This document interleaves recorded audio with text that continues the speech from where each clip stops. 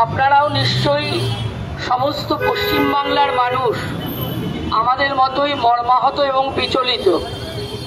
কারণ ক্রমান্বয়ে আমাদের রাজ্যেতে দাঁড়িয়ে একটার পর একটা নারী নির্যাতনের ঘটনা যেভাবে সংগঠিত হচ্ছে এবং সেই ঘটনাগুলো ঘটাবার প্রশ্নে শাসক দল তৃণমূল কংগ্রেসের কর্মী নেতারা তারা নেতৃত্ব দিচ্ছে, তারা ধর্ষক, তারাই খুনের সাথে যুক্ত।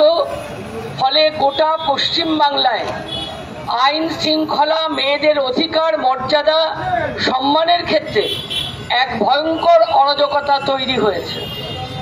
এখন এই অরাজকতা তৈরি হওয়ার বিরুদ্ধে দাঁড়িয়ে আমরা সাধারণ গণতন্ত্রপ্রিয় মানুষ, যুক্তিবাদী মানুষ, মানবিক মানুষ আমরা যেমন প্রতিবাদ করব, তেমনি পুলিশ প্রশাসন, বিচার ব্যবস্থা, বিচার দেওয়ার বিভিন্ন সংগঠনগুলো যারা আছে, আমাদের কাছে আশা থাকবে যে তারা তাদের যোগ্য ভূমিকা পালন করবেন। কিন্তু বিপদের বিষয় এটা যে আজকে পশ্চিমবাংলায় দাঁড়িয়ে নির্বিচারে দিনের পর দিন এই অসামাজিক কর্মকাণ্ড যখন সংগঠিত হচ্ছে, তখন শাসক দল তৃণমূল কংগ্রেসের লুম্পেন বাহিনী বা নেতা কর্মীরা শুধু নয়, প্রত্যক্ষ পরোক্ষভাবে পুলিশ প্রশাসন তার একটা গুরুত্বপূর্ণ অংশ হয়ে উঠেছে। এটা হচ্ছে আজকে সবচেয়ে বড় বিপদের কথা আমাদের কাছে।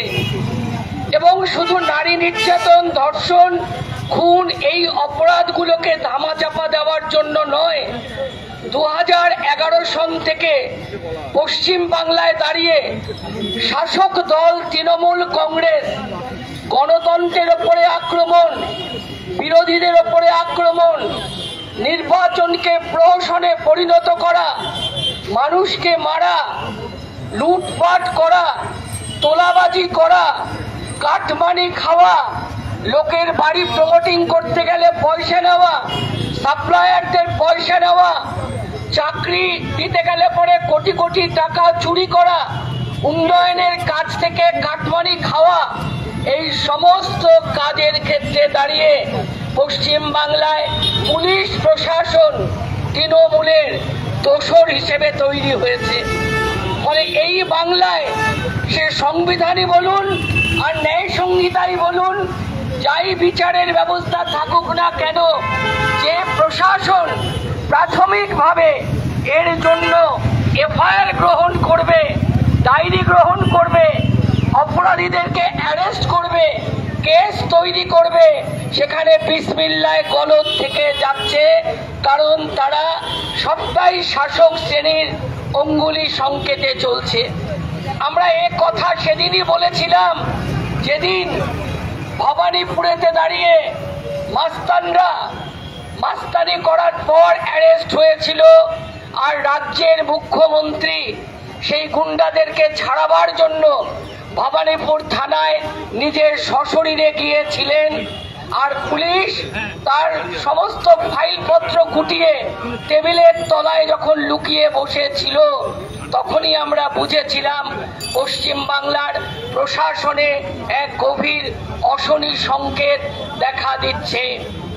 ফলে ঘোষিত জরুরি অবস্থা পশ্চিম বাংলায় না থাকলেও গণতন্ত্রের ওপরে নির্বিচারে এই আক্রমণ যখন চলছিল, আমরা মানুষকে আমাদের কথা বলবার চেষ্টা করছিলাম যে গণতান্ত্রিক পদ্ধতিতে নির্বাচনে একটা দল যায়, একটা দল আসে, যে দল আসে তারা শাসন করবে, তারা রাজ্য চালাবে, দেশ চালাবে। কিন্তু পশ্চিম বাংলায় যা হচ্ছে আজকে গ্রামে গঞ্জে শহরে বিরোধীদের ওপরে ভয়ঙ্কর আক্রমণ। সেদিন অনেক মানুষ একথা মনে করেছিল 34 বছর বামফ্রন্ট সরকার আছে, বামফ্রন্ট সরকার থাকাকালীন আমরা রাজ্যের শাসক দল ছিলাম, ফলে সেখানে কোনো মানুষের নানা চাওয়া পাওয়া বিচার, কোনো প্রশ্নে সব মানুষকে আমরা খুশি করতে পেরেছি। বা আমাদের সমস্ত পদক্ষেপই সবসময় সাধারণ মানুষের স্বার্থকে সুরক্ষিত করতে পেরেছে এমনটা আমরা দাবি করি না। কিন্তু আমরা একটা ন্যায়ের পথে একটা প্রশাসনিক কর্মকাণ্ড তার একটা চলার ব্যবস্থা আমাদের রাজ্যেতে ছিল, একটা আইনের শাসন ছিল। কিন্তু তৃণমূল কংগ্রেস যেভাবেতে সরকার পরিচালনা করেছে, আমরা তখনই বলেছিলাম আমরা আহত হই, আমরা অ্যারেস্ট হই, আমাদের পুকুরে বিষ দিয়ে মাছ মারুক, আমাদের কর্মীদেরকে কাছ থেকে খেদিয়ে দিক, আমাদের বাড়িতে বোম পড়ুক, আমরা বামপন্থী বিরোধী, সেটা মানা যায়। কিন্তু এই আক্রমণকে আমরা যদি প্রতিহত করতে না পারি, শাসক দল যদি এই জায়গায় পৌঁছে যায় পুলিশ প্রশাসনকে নিয়ে, তাহলে আগামী দিনে পশ্চিমবাংলার কোন স্তরের মানুষের স্বার্থকে সুরক্ষিত রাখা যাবে না।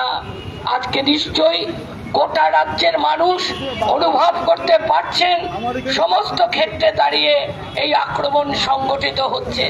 এখন আইন শৃঙ্খলা পরিস্থিতিকে যদি বুড়ো আঙুল দেখানো যায়, কোর্টকে রাজ্যের মানুষের এক্সচেকারের কোটি কোটি টাকা খরচা করে নানা সিদ্ধান্তকে যদি পাল্টে দেওয়ার জন্য আঙুল দেখানো যায়, তাহলে দাঁড়িয়ে যা হবার তা হচ্ছে। কারণ এটা কোনো নিচের তলার রামা শ্যামা হরি যদুমধুর ব্যাপার না। ওপর থেকেই মমতা বন্দ্যোপাধ্যায় যা বলবেন সেটাই পশ্চিমবাংলার ন্যায় সংহিতা। মমতা বন্দ্যোপাধ্যায় যা বলবেন সেটাই আইনের ধারা। মমতা বন্দ্যোপাধ্যায় যা বলবেন সেটাই হচ্ছে পশ্চিমবাংলার শেষ কথা। ফলে এই অবস্থাতে দাঁড়িয়ে আজকে গোটা রাজ্যেতে সমস্ত ক্ষেত্রে মানুষের অধিকারের ওপরে এক জঘন্যতম আক্রমণ নামিয়ে নিয়ে এসছে। আমাদের কাছে চিন্তার কথা হচ্ছে এটা, আমরা তখনই বলেছিলাম এইভাবে চলতে শুরু করলে এই রাজ্যের আইন শৃঙ্খলা পরিস্থিতির উপরে আক্রমণ আসতে পারে। শিক্ষা, সংস্কৃতি, মানুষের ঐতিহ্য, মানবিকতা, মানুষের সহমর্মিতা, সৌহার্দ্য, সাম্প্রদায়িক ঐক্য, সমস্ত কিছু এই রাজ্যে আঘাতপ্রাপ্ত হবে। আজকে তাই দাঁড়িয়ে আপনারা দেখবেন হাজার হাজার যোগ্য শিক্ষক তারা কাজ পাচ্ছেন না, হাজার হাজার মানুষ রাস্তায় বসে আছে। আজকে বিভিন্ন অংশের মানুষ তারা লড়াই করছেন এই অবস্থায় দাঁড়িয়ে। এই আপনারা ডিএ মামলাতেও দেখলেন যে কিভাবে সমস্ত রায়কে নস্যাৎ করে সরকার চলবার চেষ্টা করছে। ফলে আইন যা সিদ্ধান্ত করছে মুখ্যমন্ত্রী নিজে তা মানতে চাইছেন না, সে কারণে তলার দিকে সেই বার্তাই যাচ্ছে। তাই আপনি যখন ভারতবর্ষে পশ্চিমবাংলায় 3 বার নির্বাচনে আপনার ভোটাধিকার প্রয়োগ করতে যান, তখন দাঁড়িয়ে আপনি দেখবেন আপনার ভোটাধিকার যাতে সঠিকভাবে প্রয়োগ করতে না পারেন, ভোটের আগের দিন রাত্রিবেলায় গোটা এলাকায় সন্ত্রাসের পরিবেশ তৈরি করা হচ্ছে। এবং দুঃখজনক হচ্ছে নির্বাচন কমিশন থেকে শুরু করে এই পাটুলি থানা, যদি বলেন পাটুলি থানা পা চাটা চটি চাটাদের 1 নাম্বার লোক। এই পাটুলি থানার নেতৃত্বে গত লোকসভা নির্বাচনের আগের দিন রাত্রিবেলাও আমাদের এই 101, 110, 102 এ সমস্ত ওয়ার্ডে রাত্রিবেলা আমাদের পার্টি কর্মীদের বাড়ি বাড়ি কি ভয়ঙ্কর আক্রমণ সংগঠিত হয়েছে। পুলিশকে বা আপনার নির্বাচন কমিশনের লোকজনকে যখন বলছি, আমরা দেখছি স্থানীয় প্রশাসন, নির্বাচন কমিশন বা কেন্দ্রীয় বাহিনীকে বিপথে পরিচালনা করে ভুল ঠিকানায় পৌঁছে দিচ্ছে। রাত 4:30 পর্যন্ত গত লোকসভা নির্বাচনের আগের দিন রাত্রে আমার মতো এই এলাকার অনেক কর্মীর অভিজ্ঞতার মধ্যে একথা মিলবে। এবং তারপরে সারাদিন আক্রমণ। ফলে এই পরিস্থিতিতে মানুষ কখনো তার গণতান্ত্রিক রায় দিতে পারে? এবং দেখেছেন আপনারা নির্বাচনে কি ভয়ঙ্কর ব্যাপার। একটা বুথ কেন্দ্রে যত ভোটার, ভোট গণনার পরে দেখা যাচ্ছে তার চেয়ে কয়েক শতাংশ বেশি ভোট সেখানে পড়েছে গণনাতে। তাহলে কি হয়েছে আপনারা সবাই বুঝতে পারছেন। সুতরাং এই অগণতান্ত্রিক কার্যকলাপ পুলিশকে সাথে নিয়ে গোটা রাজ্যে করছে। তাহলে আপনারা বোঝেন না, রাজীব কুমার এত বড় একটা অপরাধী, তাকে যখন নাকি সিবিআই ডাকলো, মমতা ব্যানার্জি সেই পুলিশ কমিশনারের বাড়ির সামনে রাজ্যের মুখ্যমন্ত্রী তুফা ছড়িয়ে বসে থাকলেন কিসের ইঙ্গিত? রাজীব কুমার পায়ের জুতো আর জামা খুলে কালীঘাটে গিয়ে মমতার বাড়িতে খিচুড়ি বিলি করছে কিসের ইঙ্গিত?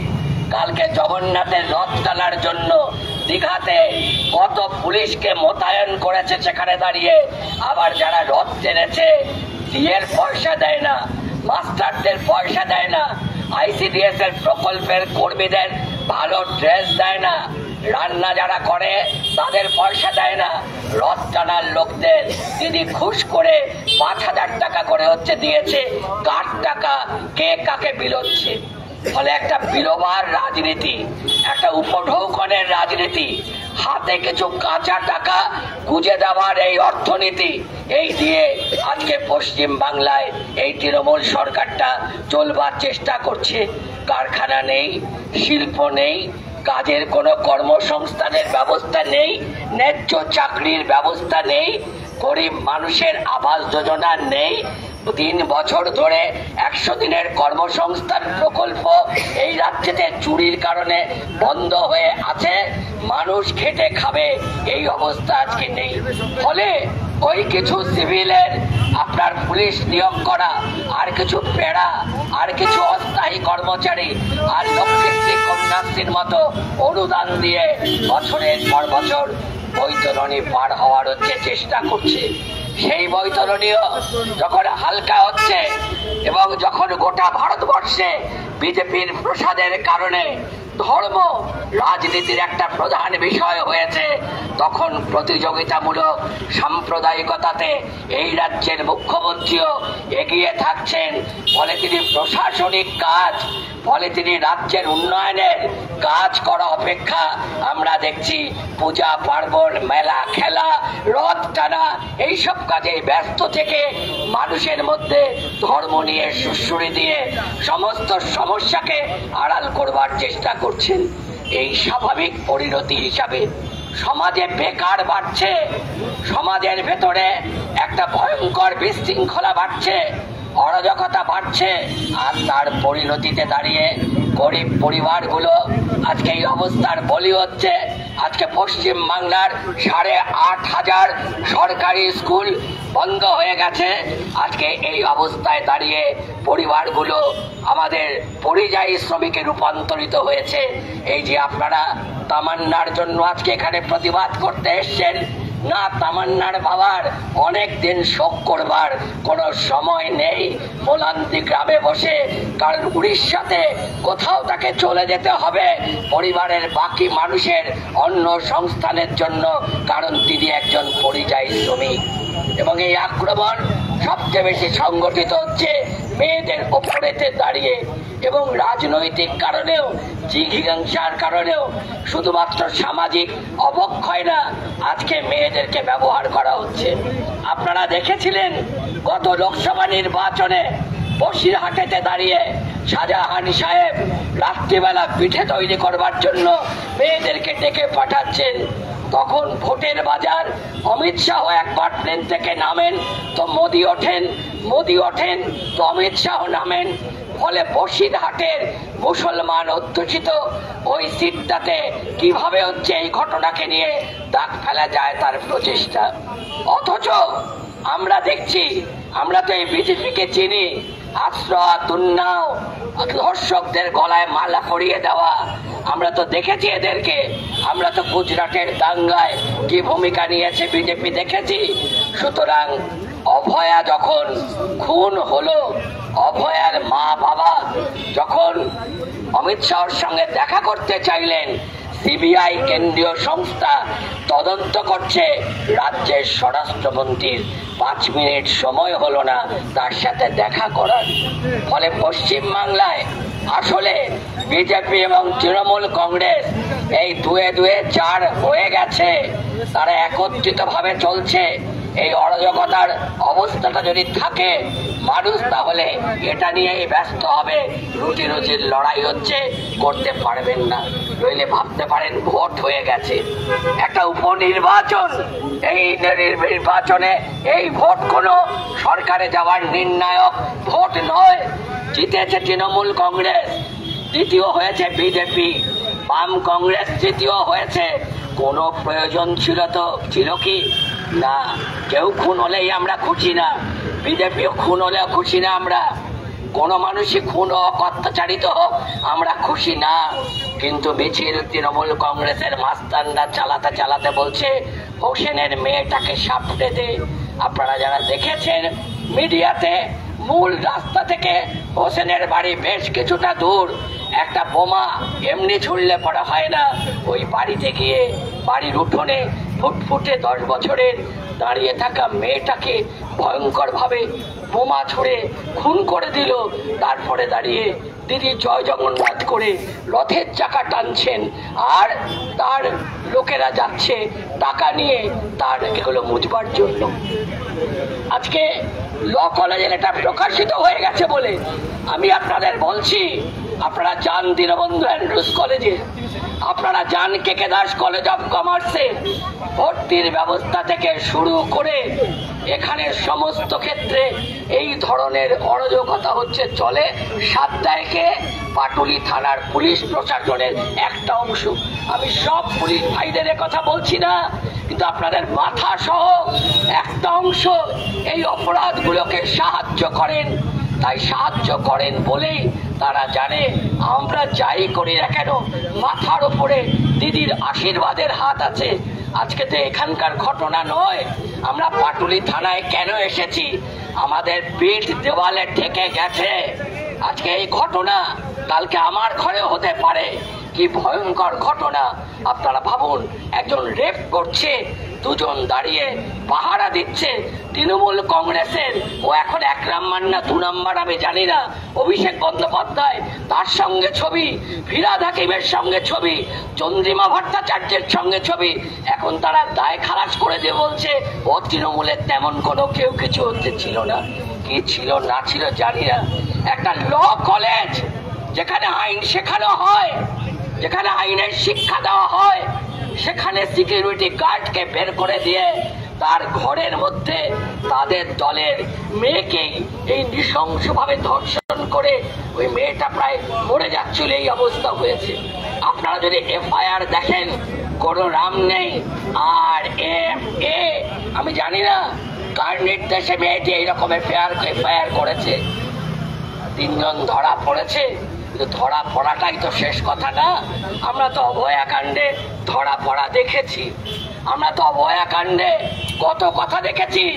মুখ্যমন্ত্রীর মিটিং দেখেছি ডাক্তারদের সঙ্গে, হরিকৃষ্ণ ত্রিবেদীর মিটিং দেখেছি ডাক্তারদের সঙ্গে।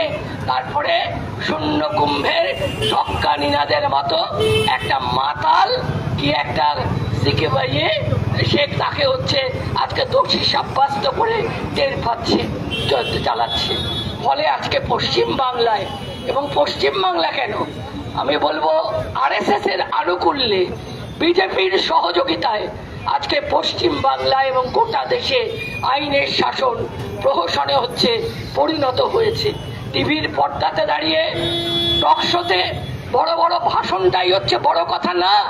আজকে যদি সত্যি ভারতীয় জনতা পার্টি চাইতো পশ্চিম বাংলার এই অরাজক অবস্থার অবসান হোক, তাহলে দাঁড়িয়ে অভিষেক বন্দ্যোপাধ্যায়, ব্যানার্জি বাড়ির লোকেরা 38টা প্লট দখল করার পরে এতদিন তারা হচ্ছে বাইরে থাকেন, এয়ারপোর্টে দাঁড়িয়ে ভাতৃবধূ সোনা পাচার করার পরে আবার সরকারি পুলিশের প্রহরায় আবার হচ্ছে শান্তিনিকেতনেতে ফিরে আসেন। কি করে পারেন এটা করতে? সমগ্র বিষয়টাতে দাঁড়িয়ে পুলিশ প্রশাসন ক্রীড়নকের ভূমিকা পালন করছে। তাই আপনাদেরও আমরা জানান দিতে চাই যে কিছু লোক অর্থের জন্য, আরো টাকার জন্য, আরো সুবিধার জন্য নীতি সমস্ত মুছে আপনারা শাসক দলের যে ভাবেতে হচ্ছে দাঁড়িয়ে সেখানে দলদাসত্ব করছেন, এটা পশ্চিম বাংলায় যারা ভালো পুলিশ কর্মী, যারা সত্যি মানুষের পক্ষে দাঁড়াতে চায়, যারা সমাজ জীবনে মানুষের অপরাধের বিরুদ্ধে ভূমিকা পালন করতে চায়, ওপর তলার মেরুদণ্ডগুলো বিক্রি হয়ে যাওয়ার কারণে তারা এগোতে পারছে না। অনেক সময়ই অনেকে দুঃখ করে এ কথা হচ্ছে জানান, কিন্তু চাকরি করছেন পারছেন না। তাই আমরা এই হুঁশিয়ারি দিতে চাই যে আজকে আমরা এখানে এসেছি এ কথা বলতে, যে আপনারা এ ব্যাপারেতে সতর্ক হন এবং আপনাদের মাধ্যমে জানাতে চাই যে আপনারা আপনাদের ওপরের তলার সবাইকে জানান যে একটা শেষ আছে সবকিছুর, এবং আইনের শাসন যাতে পশ্চিম বাংলায় কার্যকরী করে দৃষ্টান্তমূলকভাবে ঘটনাগুলোতে দোষীরা শাস্তি পেতে পারে, তার জন্য আইনের দাস হিসাবে আপনাদেরকেও দায়িত্ব পালন করতে হবে। সেই দায়িত্ব আপনারা পালন করবেন। আর সমস্ত সাধারণ মানুষের কাছে আমাদের কথা, 2026-এর ভোট অনেক দূরে আছে। ভোট তখন কাকে দেবেন আপনারা বিবেচনা করবেন, কিন্তু একটা কথা মাথায় রাখবেন, মমতা বন্দ্যোপাধ্যায়কে এ রাজ্যের ক্ষমতায় রেখে আপনি আইনের শাসন চান, আপনি বিচার চান, আপনি ধর্ষিতার ধর্ষকদের শাস্তি চান, আপনি শিশু মৃত্যুর জন্য আপনি সঠিক বিচার চান, আপনি মানুষের ন্যায্য চাকরি চান, এই কাজ পশ্চিম বাংলার বুকে আর সম্ভব নয়। ফলে সে কথা বিবেচনা করে অন্যায়ের বিরুদ্ধে মাথা তুলে আমরা সাধারণ মানুষ যা করতে পারি সেটা হচ্ছে সচেতনতার লড়াই, এর বিরুদ্ধে প্রতিকারের লড়াই, সমবেত হওয়া। এই এলাকার সাধারণ মানুষ সেই লড়াইতে থাকবেন, আপনাদের মতোই করে থাকবেন। আমাদের লাল ঝান্ডা পার্টির পতাকার তলাতেই এসেই আপনাদের প্রতিবাদ করতে হবে তা না। এই অপরাধের বিরুদ্ধে, এই পুলিশ প্রশাসন তৃণমূল দলের কুচক্রী চক্রান্তের বিরুদ্ধে আপনারাও সরব হবেন, এই প্রত্যাশা রেখে আপনাদের সকলকে আমাদের পার্টির পক্ষ থেকে সংগ্রামী অভিনন্দন জানিয়ে আমার কথা শেষ করছি। ইনকলাব জিন্দাবাদ। আচ্ছা কমরেড, দ্রুত এই ব্যানারটা সামনে নিয়ে যান।